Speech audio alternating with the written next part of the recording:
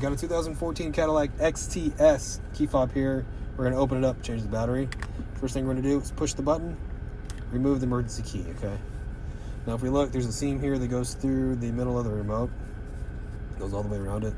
And we're going to use the slot that the emergency key was in to pry the remote open, okay? So I got a small flathead screwdriver here.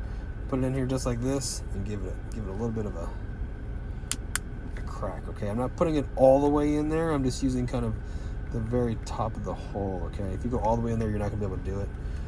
But see how I cracked it open like that? And it's gonna go around here and open it up, all right?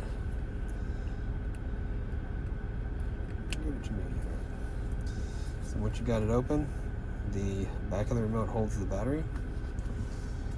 And we're just gonna pry this guy out too. And there's a little slot right here. It's gonna let us have the battery, and I'll show you what size the battery is.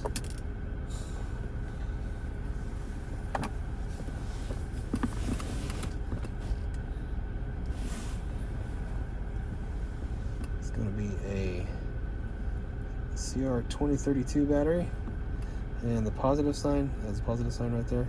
It's gonna be facing down, and we just put it right back in the holder remote. And we just get the two halves and we just snap them back together, okay? Super simple, super easy. Well, that's pretty much it for this video. I hope it was helpful. If it was, appreciate it if you hit that like button for me and leave me a comment. Hope to see you again in another video.